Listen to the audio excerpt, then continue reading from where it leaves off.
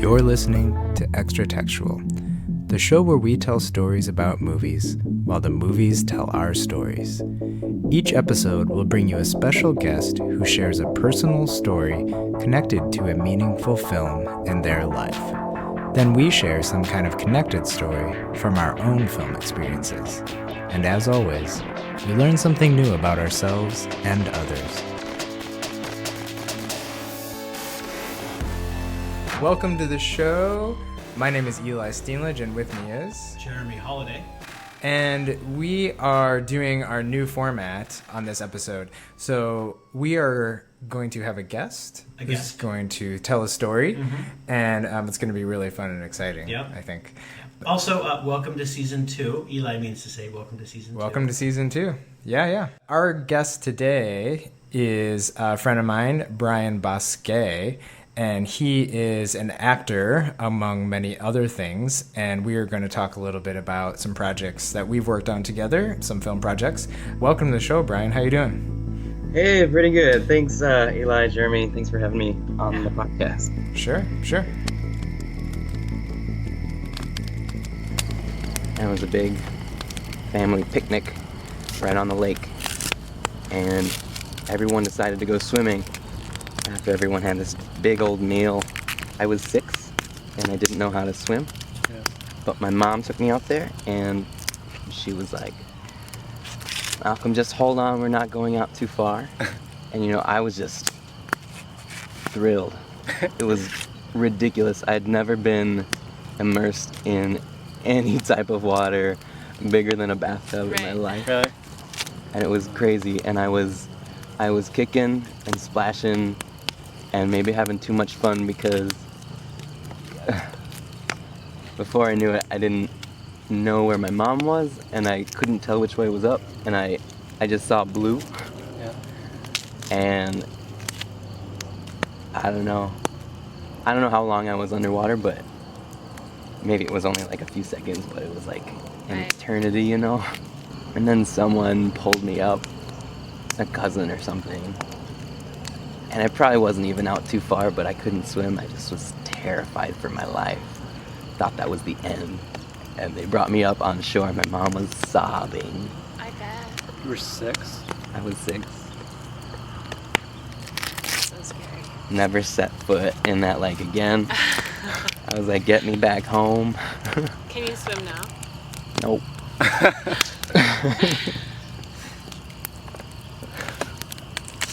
Can you blame me?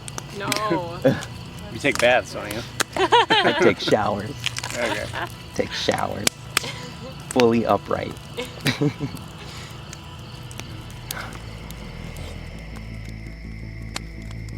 We heard a clip from my film Photostoria, which Bryan told a story in that film.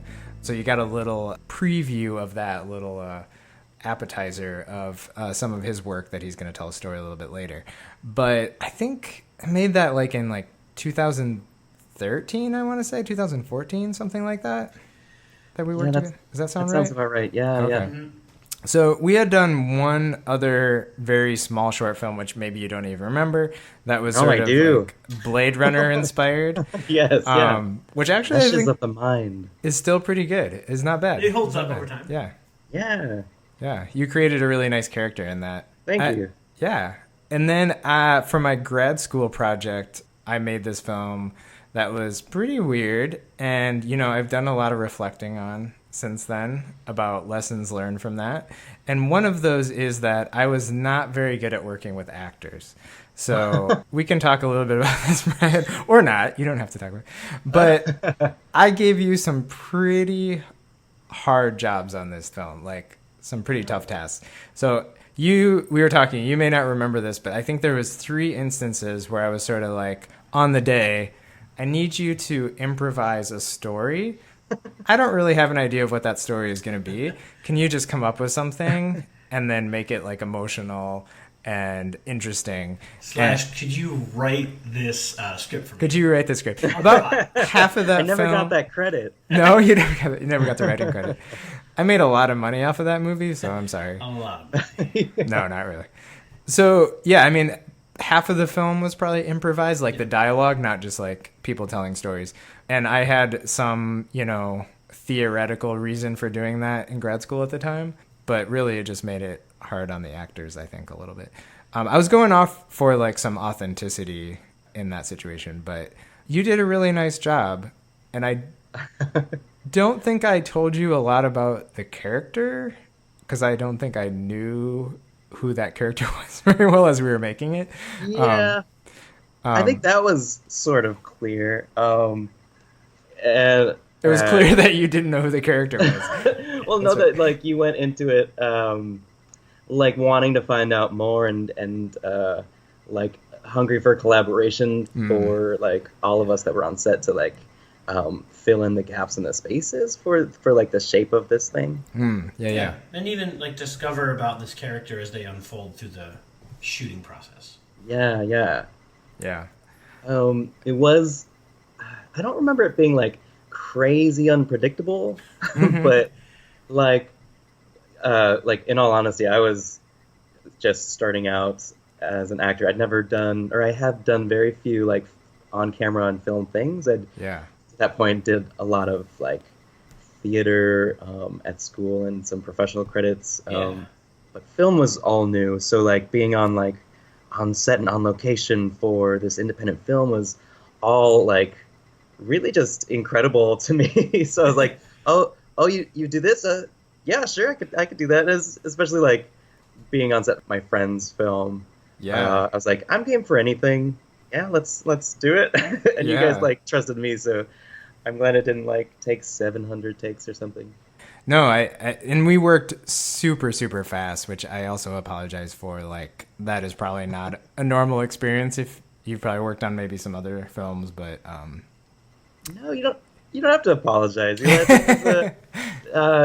No, it was a fun time. It literally took me places I'd never been. We went all over the place for that film. Places like Iowa.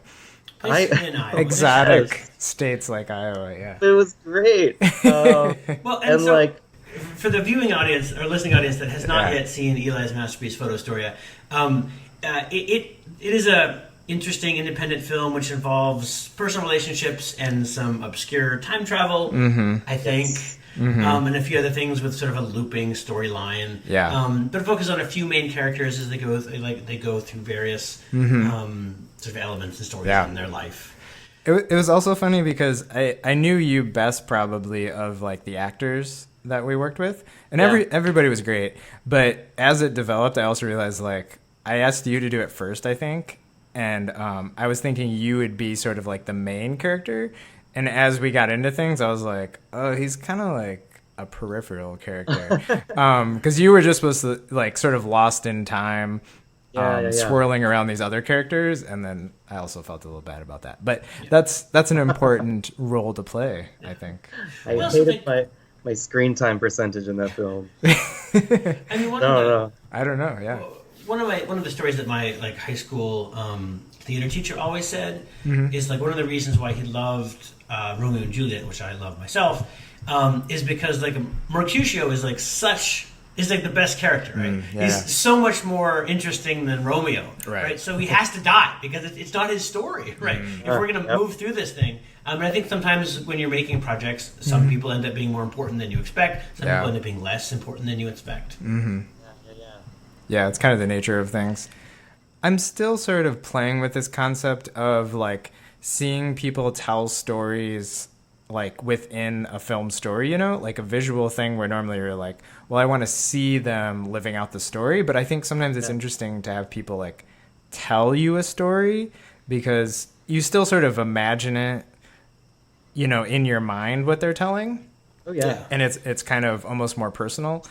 Like that concept in itself is also very, delicate and super interesting to watch. So I can understand where you're coming from. Well, this is like a theater parallel, not a film parallel. Yeah. But this last weekend, I went to see Fences with my wife and I. Oh, cool. Alex Wilson's play at the American Players Theater, which is like this outdoor theater here in Wisconsin, which is really cool. And they usually do like Shakespeare and classical theater. But Fences is one of my favorite plays of all time. I grew up in Pittsburgh. Like August Wilson was part of our like local iconography. And there's like two points in the play when like Troy tells these stories. One of which is like narrating his first fantastical like wrestling battle with death. And another is when he tells a story about his childhood when he like overcomes his father. They're both sort of parallel stories. But it's interesting it's just interesting to see. The place, like we're watching a story of people interacting in a space, and inside of that space we're watching someone tell a story, right? And watching people react to it. And it's just interesting because I remember like in taking film classes, like there was so much emphasis on like getting rid of exposition, and I think there's there's just a difference between someone narrating a beautiful backstory and providing like necessary back information to get you from point A to point B. Oh yeah, like dialogue must be active and like purposeful. Yeah. Like with stories, you get so much.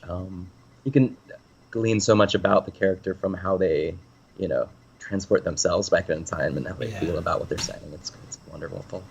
I think in general, actors have to be the ones that sort of carry storytelling in a lot of way. By the character that you create, takes the audience on that journey of telling a story, which I think is pretty cool. And sometimes I forget about, like, I get focused on like the writing of something because I'm not an actor, but I think it does fall often on the actors to pull that story out. Yeah. I'm not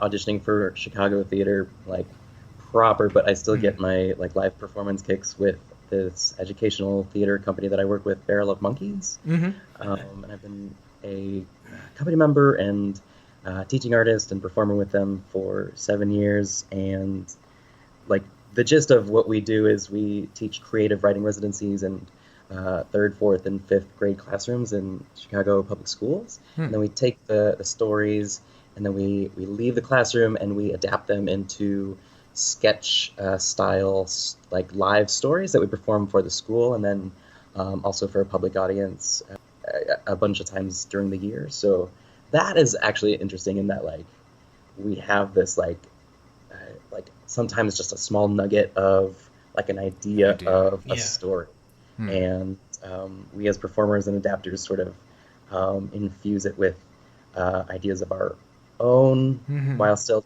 like staying true to the spirit of the writing, filling in some gaps sometimes for an audience, and so it's an interesting process. Yeah, so that's basically what you did on my film, right? Same process, basically. I took an outline and I you went exactly. One other thing I thought of. You've worked a little bit on some Stephen Cohn films, is that right? Or have some connection? Yeah. What's the experience like working with him? Because I heard he has a pretty interesting process, maybe does a lot of like rehearsals and collaborative efforts. Yeah. So I am friends with Stephen for about 10-ish years now. Okay. And so I got to be on set because like I already knew Steven and he would like need some folks to populate a scene. Totally. So I haven't like auditioned properly for any of his movies. But I have had some like credited featured extra roles in the films, and it's always just a really lovely time on sets.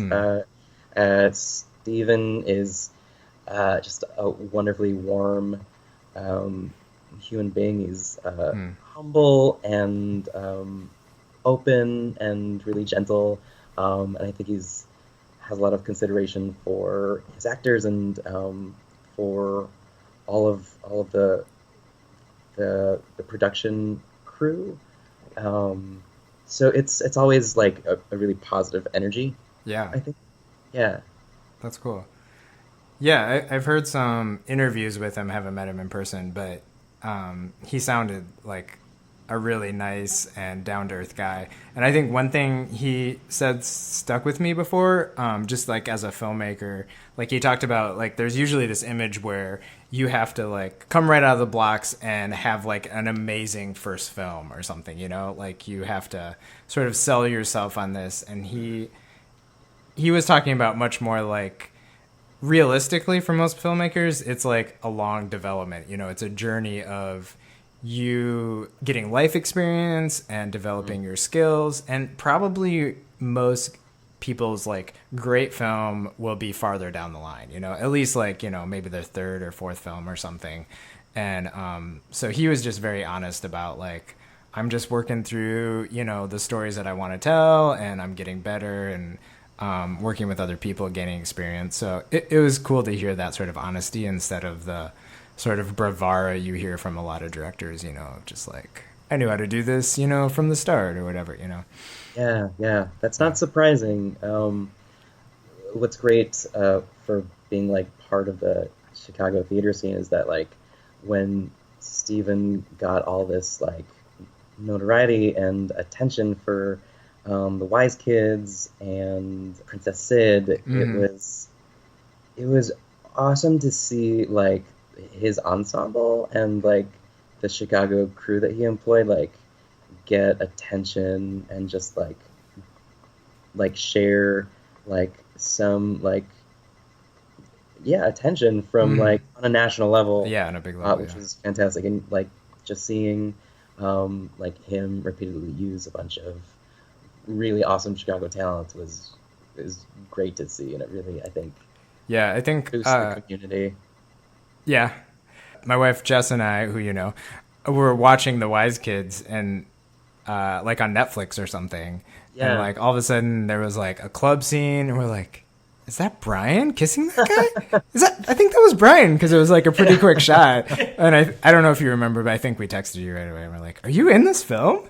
I don't remember you texting me, but I love that you were watching it. You recognized me. Because it's like a dark scene. So they the main production was in South Carolina, I believe, where Steven's from.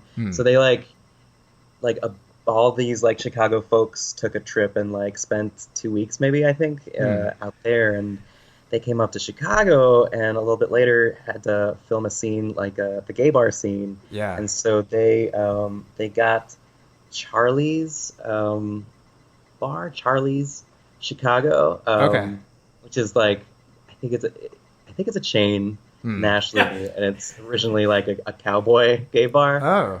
So at that point, this was like maybe 8 years ago now. Like they still had like disco balls in the shape of cowboy boots. That sounds would, awesome. Like spin. There'd be like a whole like array of them that would spin in the middle of the floor. So that was awesome. I think since I haven't been to that bar in a long time. I don't know if they still have the cowboy theme. The cowboy. But like we were on set and I didn't expect to be like pulled to be the guy who kisses, you know, the main one character. of the main characters.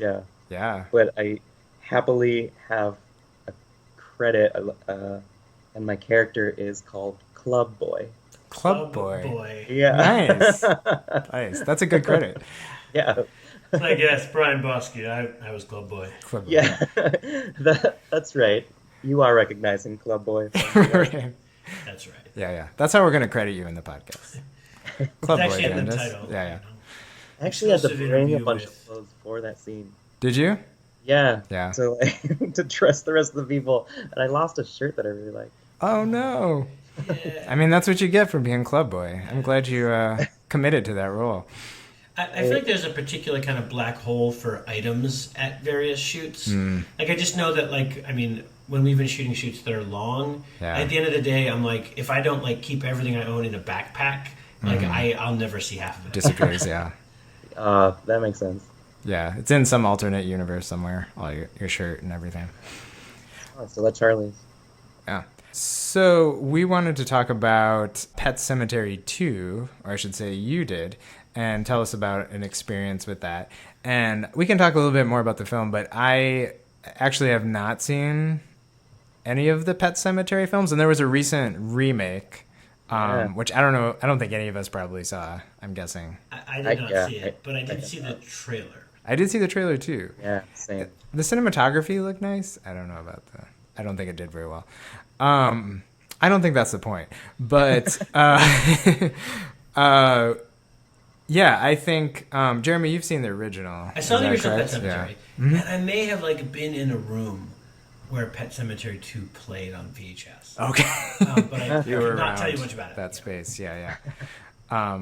I was doing a little bit of research and saw some clips. I did not know Edward Furlong was in it, of Terminator 2 fame. So, yeah, why don't you tell us a little bit about your experience with that, and then we'll discuss the film a little bit. Yeah.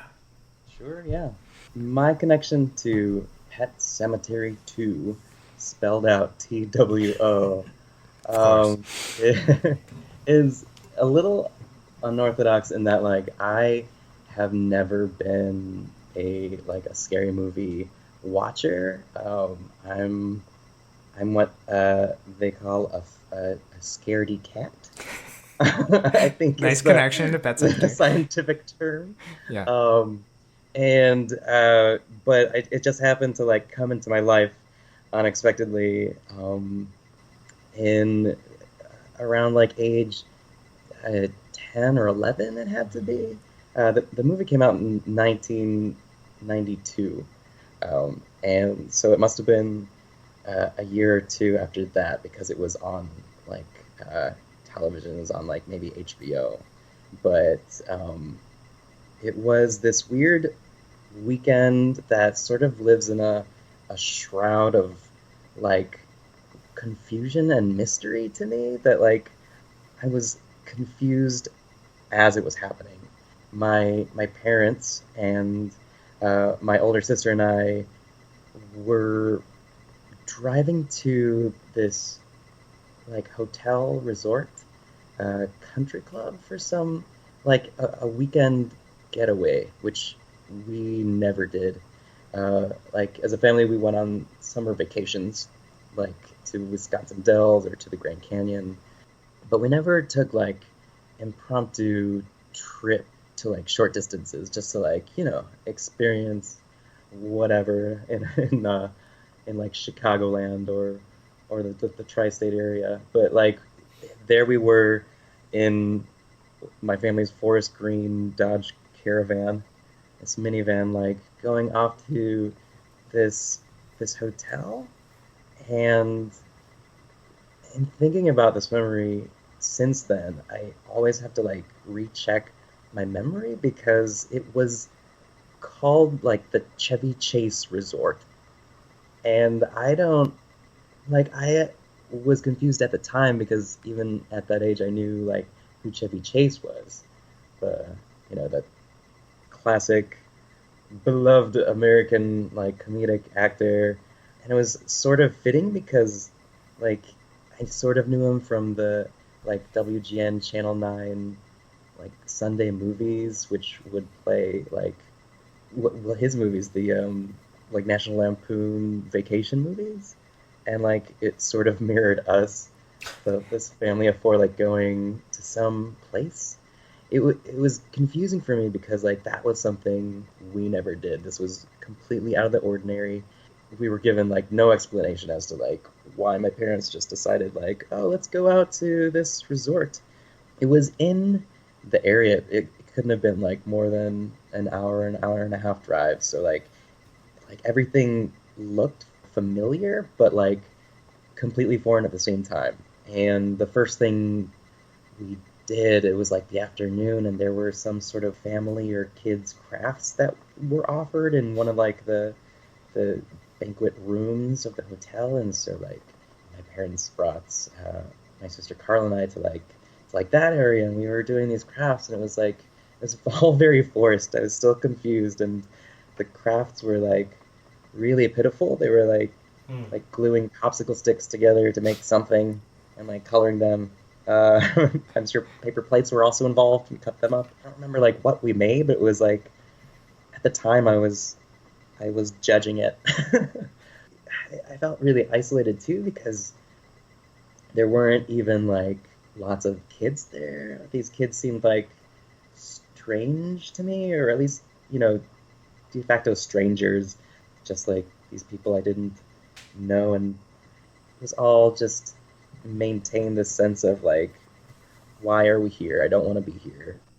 And then I think it was just one night that we stayed. It like got into the evening, and we're in the hotel room, and I guess my parents had they saw that there was like dancing. Maybe there was a class or there was some dancing involved in one of the ballrooms there, and it was. I remember them getting ready and getting dressed up, and Carl and I were just like in the hotel room, like watching and like because we weren't invited. It was the first time I think where it was like, oh, my parents want to do something by themselves, even though we're all here. So I was sort of like put off by that. And so they went dancing and they were doing their own thing. And Carla and I were just left there. My sister and I didn't like get along all that well, so that was weird. But there we were in this like weird hotel room, and it wasn't like a nice hotel room. I don't know. It was just all foreign and not comfortable and not like inviting to me. Mm-hmm. And when I look back, I can like dark, shadowy room where like maybe one lamp is on, casting shadows behind like these two double beds, and it like smells weird.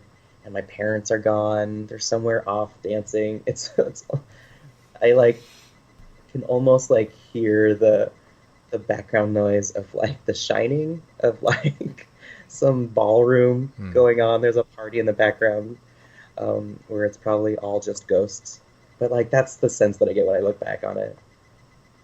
Eventually, my sister had like switched the channel to the TV, which was probably already on to like HBO or whatever movie channel was on in the hotel, and it was in the middle of Pet Sematary 2, and I clearly had not seen the first. So I think I was very wary of this movie because obviously it was a scary film. It's all very tense. But my sister was insistent that like we watch it because she was 14 or 15 and like had the like requisite crush on Eddie Furlong. You know, he was in her Teen Beat magazines or whatever, if those still like happened in 1992 or 3. And so we were watching this thing, and my parents were gone, and I'm sure like I was just watching because like I couldn't do anything else. I couldn't leave, and my sister was not turning it off, and I'm sure I had like the pillow or like pillows just like around me, just like scrunched in front of me, and I like would just peek over the pillow to watch like some of the scenes. And it was already after the start, so like it was already like knee deep into like the scares and the horror and the eeriness, and so I was freaked out. There were some images that just like stay with me and like have haunted me because they're just so scary.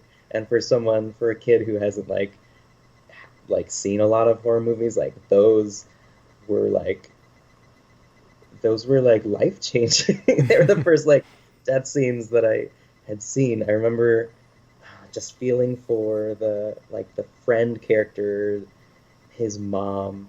Like, I'm gonna ruin Pet Sematary 2 for some folks. Totally fine. Yeah. Yeah, There's- but like, we dispense with no spoilers here. It's all spoilers. okay. Well, the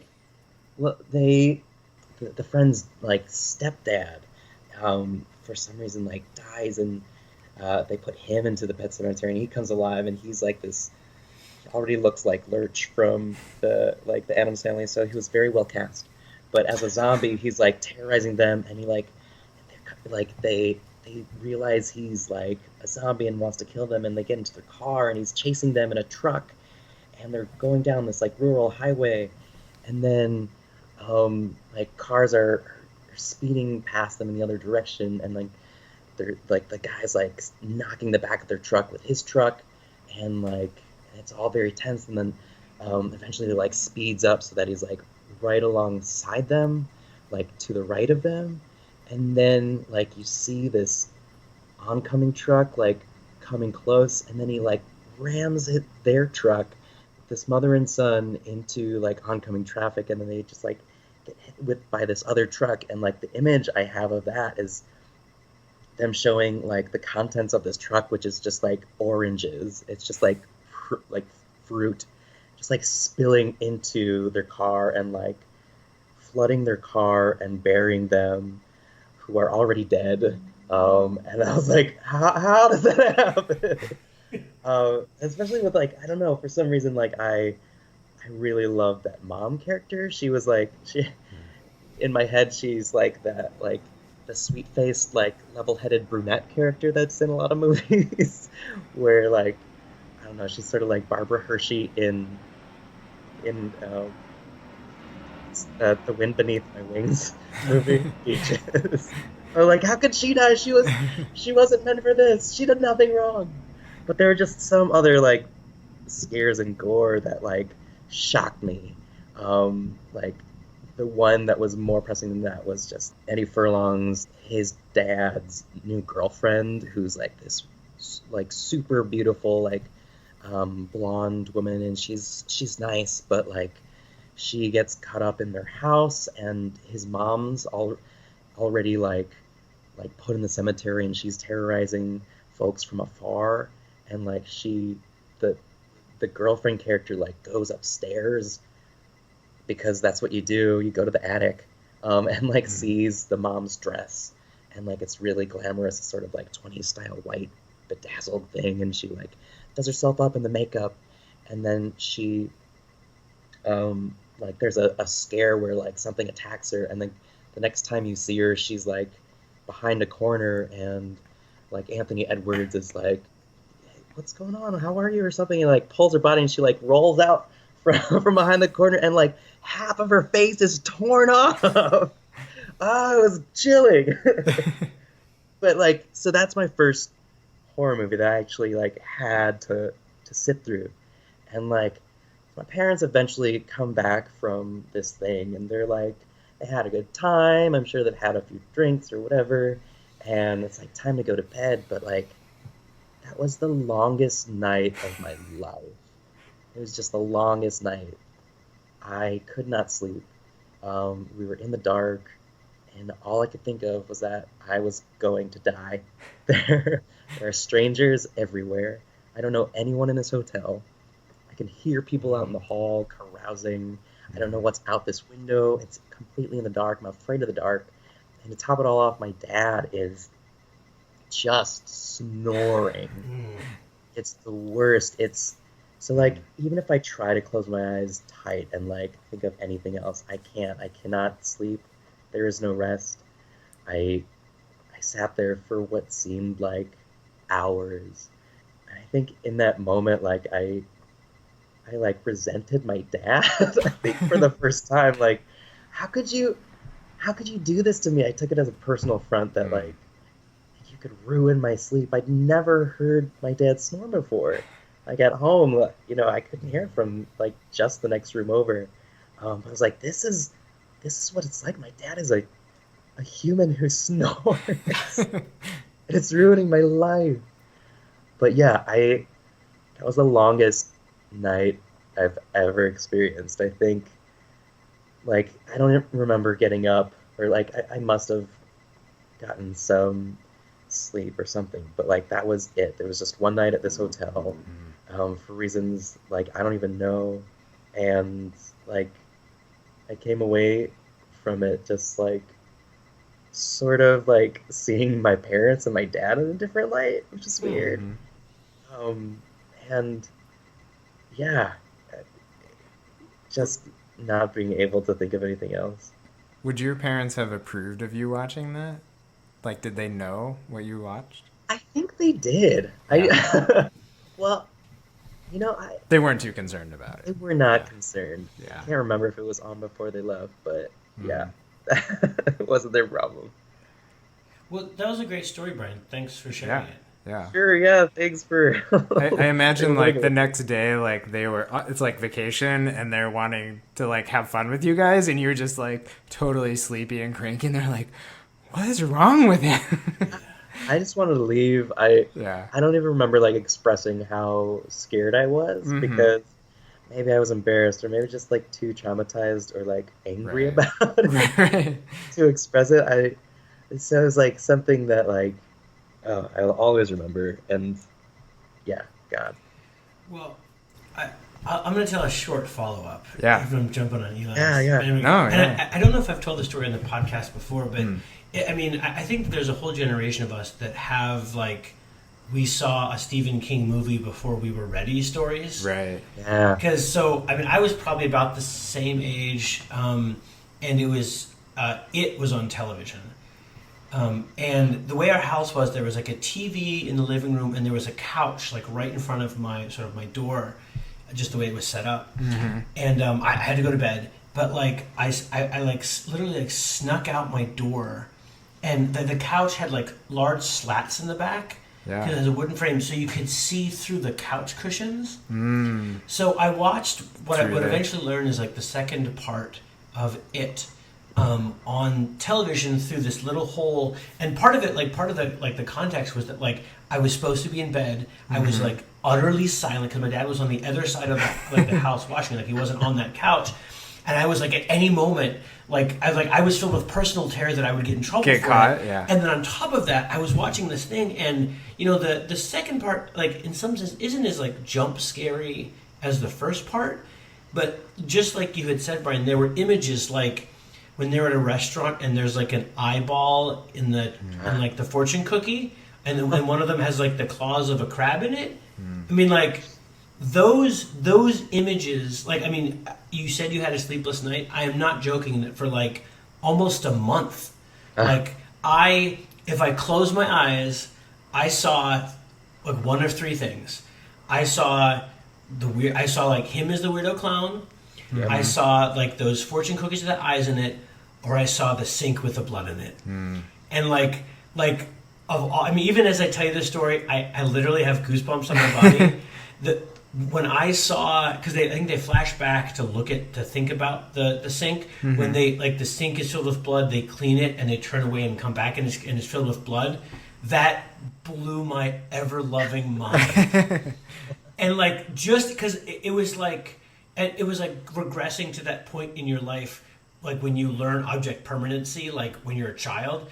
I was like, oh, wait a minute, but like it is not possible that happened, right? Just because they weren't looking at it doesn't mean like things are the same when you're not looking at them, right? Yeah, it doesn't change. And it just like utterly, because then, you know, like being afraid of the dark, like everything I couldn't see was now filled up with ultimate terror, like the world behind me, like the world on the other side of a door. And it was just like, I mean, and I feel like it's like I had to learn how to conquer fear because it was not going away on its own. Yeah. Like those images that he has made in his books and that they made on film, like they go like straight to the amygdala and just like poke it until you can't take it. So that's like my Stephen King story. I wanted to tell this other story, which I haven't really told anybody. It's about the movie Hellraiser. So I saw the movie Hellraiser when I think I was like 13 years old. I visited my brother. He was in college at the time, and it was like he lived like in like a cool house with like a lot of cool like people that like did drugs. And, you know, I was like, oh my god, this is not what my life is. And they like played video games and stuff. Anyway, and he's like, you want to watch Hellraiser? I'm like, oh my god, like, sure, like, I'm such an adult now. And the thing that I remember is, like, going through the movie, I was utterly terrified of a variety of these things. And I was like, what am I, you know. But it's also had, like, a fun story, and it was also more like a fantasy story than a horror story. I actually kind of like those sort of demon-y hell things. Yeah. But, like, at the end of it, I don't know if either of you have seen it, like the main female character like wears the flesh of a demon in order to fool someone, which I thought was so ridiculously absurd that I couldn't take it seriously, and like the whole movie just kind of became like a Meatloaf song to me. It was just like, it's so it's tongue in cheek, right? Yeah. And it was like, and I even though it was in some sense the images were like, you know, I was old enough to appreciate some of that stuff more, because of the way the ending was, it all became funny. Those human suits. Yeah, you know, the skin suits. And it also had that sort of playful, like a little bit of weirdly sexual stuff that those kind of movies had. And I was just like, oh, this is so absurd. I don't even need to be scared of it, right? Yeah, totally. Don't need to be scared of that. But it was very different than, like I said, my It experience, and I think all the like those hardcore Stephen King films, because like he makes sure when it's done, you know, like that, like he gets that fear stamped in your brain for a good while afterwards. Yeah. Jeremy, in watching Hellraiser, did you notice like your experience of the film different from like your brothers or his roommates? Yeah, I mean, they were like, he was a goth. Like, they were goths. They were just into like stuff like that. Yeah, like the excess and the gore and like the creativity of it, where I was just quietly being like, you know, like I'm cool. Like let's get some Ben and Jerry's, you know, because I also ate Ben and Jerry's on that trip for the first time, and I was like, it's so small, but it's so good. And I was aware of, you know, I mean, looking back, there's this element of like isolation where I was like, oh, you know, my brother was 10 years older than I was, so I was like, you know, I'm hanging out with these guys, but I'm like, they're sort of like laughing and chatting because it's, you know, like it can be, you can watch the movie and because it's very campy, it can be viewed as very campy, and I was just like, but he has like, his face is a bunch of needles, so does that not, are none of you worried about your face spontaneously becoming needles? Bunch of needles. Did you see the scene when like the wire cut his face? Does that, do you not worry about that? But yeah. That's pretty funny. By the way, Bryan, in my extensive 2 minutes of research that I just did, there is a Chevy Chase golf course in Illinois. Yeah. So I had to. I don't know if it was like a hotel makes sense, right? connected to that or something. I looked it up. Just in remembering the story, and I think it's like a chain. Or like there are a few maybe throughout the country. I don't know if or how they're related to Chevy Chase though. Well, I mean, I have a possibly unrelated bit of information that there is like one of the like richest parts in the country is this like subdivision called Chevy Chase, Maryland, and I think the name actually has existed for a long time and is like a location. You know, maybe there's like Chevy Chase, England somewhere, and it's done in the U.S. to imitate. City. But I don't know Chevy Chase individually, never met him. But I wonder if his parents like named him humorously. Oh, after one of those places. Yeah. And created scary hotels for kids to visit on there. Yeah. I also imagine that you were really scared of Chevy Chase after that or something. Like, why did he put me through this experience? It's his fault. It was just a weird like resort. I think like it's very like 70s architecture in my memory.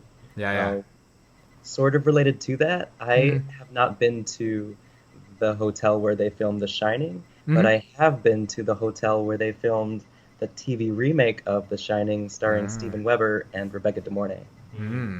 Yeah. I have driven past the outside, I think, of the hotel where they use for The Shining in Colorado. I have driven by the stairs that the person falls down at the end of the one with the girl and the Jesus thing, The Exorcist. Oh, The Exorcist. It's in Georgetown, near DC. I used to go visit a friend there, and you can see it as you drive by. It's this really rickety, crooked-looking stair that you know people have fallen down for real. Yeah. I have one similar experience super fast. I would say in my early cinephile days, growing up as a cinephile, as a budding cinephile, I was a huge fan of the film Edward Scissorhands. Yeah, so it's amazing. Some younger folks who are familiar with Tim Burton may know these later sort of watered down days where he's it's almost like he's parroting Tim Burton. like doing his thing. But in those early years of Tim Burton, he was pretty amazing. So I think I'd definitely seen Batman, his Batman film. And I don't know that I was totally aware that it was like the same person. They probably advertised that made Edward Scissorhands soon after that. And so I didn't see it in the theater, but we were with my dad. I'm the youngest of 3 siblings, so we were all together, and we convinced him to rent Edward Scissorhands. And I remember I was really excited about it, and it was possibly because I was like, oh, it looks similar to Batman's style, sort of, that sort of dark It is also gothic. black, yes. Yeah. Gothic, yeah. Right. Very gothic looking. So I was excited to watch it. I wasn't like reluctant. And I think I was like, it is a little bit weird. Like it's got like some mixed tones and it's like kind of funny. And I don't know that I was totally expecting it to be funny. And I was probably around 10 at this time when it came out. So I didn't quite get it, but I think my brother and sister liked it too. But I mostly liked it, or thought that I should act like I liked it more than I did. But that night afterwards, so I wouldn't say that I even thought that it was especially scary at the time, but there was like, I think, he's known for kind of the German expressionism imagery. And so you guys have at least probably seen the moment from Nosferatu where he's like kind of coming out of the shadows and he's got these like long fingers and like nails hanging down. And I think Tim Burton probably intentionally mimicked that, with like Edward's scissor fingers like kind of dangling down in the same way. And he's sort of hunched over coming out of the shadows when you first meet him.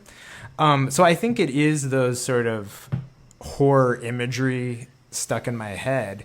But that first night, I had this nightmare from the film, which is always weird for me to think back to because I love this movie. And for a long time, when I said I was like cinephile, people would be like, what's your favorite movie? I was like, well, Edward Scissorhands. Like when I was, like early teenage years, I was like, that's great. And so I would claim it in that way. But this nightmare was very sort of realistic, if you can call it, but with the Edward Scissorhands character. And it's not like the same character because he's not like mean or evil, of course, in the film.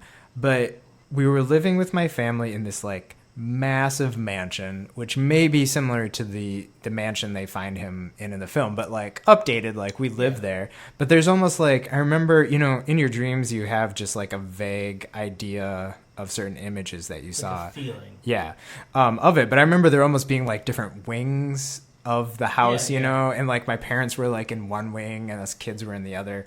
And, we'd sort of like, it'd be like after a night of, and we'd all get up for breakfast and come to the table. And my parents would sort of like act weird. And I'd sort of like see them like hushed conversations, in the corner so us kids couldn't hear it and kind of like talking very seriously to each other and concerned, but like enough that we would like notice it and be like, what's going on? But like not want to say anything. And then like I also remember they would small indications like they had been like hurt in some way. So it was like they had long sleeves on, but their sleeve would pull up and they had like big scratches and gashes across their arms. And we're like, what is going on? And then so this would like happen over time. And then during the night I started hearing things in the night.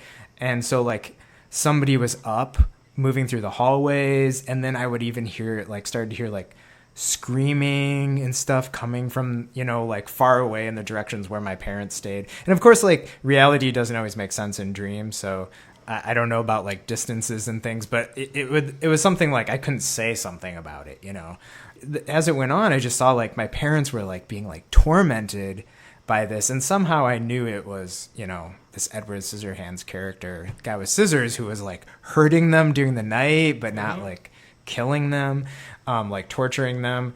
So it was like one of those worst kind of nightmares where it's not just like in a horror movie that's like a jump scare, it's like over, or like I wake up, but it was just like kept going on. Like a place you can't get out of. Yeah. So it was almost like in that span of that dream, because I don't remember that I had it multiple times, but definitely that first night, but it was almost like traumatic in the way that this dream felt so long, over multiple nights in there.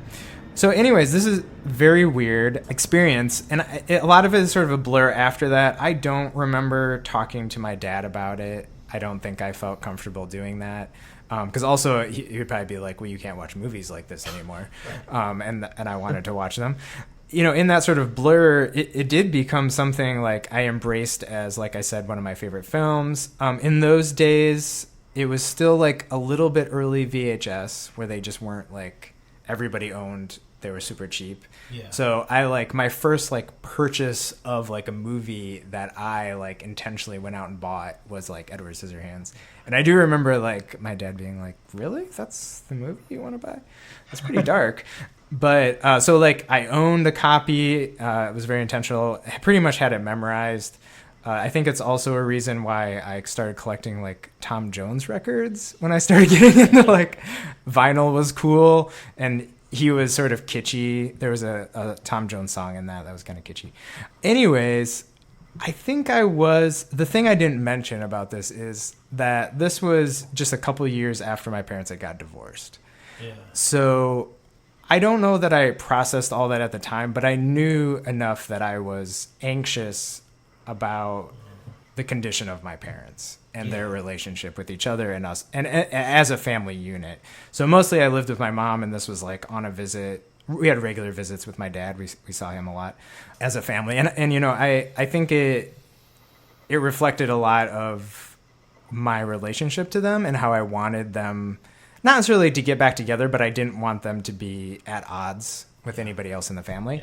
And as I got older, eventually thinking about this, and I don't think I've really like talked about it to anyone much, but I looked up and said like, oh, now that we have the internet, like you can look up what dreams mean. It would be interested. I know there was like things happening in my life, but I wonder if there's anything specific. And you can't. There was no like specific listing for man with scissor hands, stalking your parents, but there was like the threat of murdering your parents or something like that. And it was definitely, like you're dealing with change in your life and coming to terms with that. Maybe there's something you feel guilty about. And I think that's a common feeling. Like, I don't think I felt ever guilt that like I broke up my parents, but it was the guilt of feeling like you have to take sides in some way. Is kind of the pressure I think parents put on you in some ways when they sort of split in that way. So I think there was a lot of that sort of changes going on.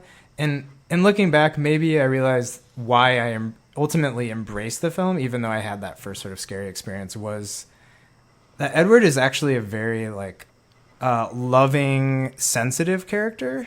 And maybe I identified something in him of that sort of sensitivity. And also his awkwardness, his innocence in dealing with those emotions. He was like a child, right? Because he's like this Frankenstein type monster who is like experiencing these things for the first time. And so, he would often act out violently in anger. I shouldn't say violently, but he was kind of like the flip. He was very caring, but when somebody he cared about was hurt, then he would sort of act out. And he didn't know sort of in between. And I remember like there's the moment Winona Ryder's character comes home for the first time, and he's sleeping in her like water bed. And she like turns on the light and doesn't know he's there, and he like gets freaked out too because he doesn't know, and he's like trying to get out of this water bed and keeps like trying to put his hands down and just keeps poking holes in it, and there's like water spraying everywhere. She puts like a little toy over it and it squeaks. Yeah, I think he does. Oh, he does. Yeah. Oh, I think that's when he first comes to the bed. He tests it, and then he like puts one hole in it. But then there's like water spraying. And so I think that was like an image that sticks in my mind of probably how I was feeling of like, sort of like all these holes in my life coming out, and like I couldn't control like where, all this water was going or these different emotions and things. But it was something I identified with to deal with that. But it kind of became one of those movies that I think I know so well that it lost some of its appeal as adulthood. But still has a good place in my heart. In that movie. But that's sort of my nightmare experience from watching a film. It's a good story, Eli. Yeah. I mean, I think one of the things that like all these stories make me think about, and a story that I will eventually tell someday about Saving Private Ryan, is that I've often or have sometimes found that emotions like certainly suppressed emotions, they function more like trains than cars. Like they need some rails to run on. They need some momentum to get them going. So I mean, I think if you are worried about, if there's some anxiety you have, and you watch a film that sort of capitalizes on that, and sort of gets that feeling going inside of you, you have this momentum to sort of throw behind it. And I think it's interesting too how in all these stories, like it's, in some sense, this dramatic story ends up being like the punctuation or like centerpiece of how you describe or like how you get to that feeling about, like Bryan, like you're in this place, it's really weird, it's very awkward, and it's also sort of your first experience with horror, in a way that those things add together. Sort of. The dramatic feelings that this film brings up, like, are the the central and most poignant elements of the whole thing, and even like the way you present it, like there's a lot of ambiguity about why are we here, like what is going on, and it seems like when you cut to fear, that seems like it clarifies a lot of what's going on. For sure. Yeah, I think, Bryan, you by picking your story, you created our annual Halloween episode sort of for that season. Now we'll have to tell a scary story every time this time of year. But yeah, that's really great. Thanks for coming on the show, Bryan, and sharing your story with us and your family experience and about your work. That's pretty cool. Yeah, thank you so much for chatting with me, guys. Yeah. So that is our show for this week. And we'll be back next time with more stories for you. More stories for you. And movies. And movies. Yeah. Thanks for listening.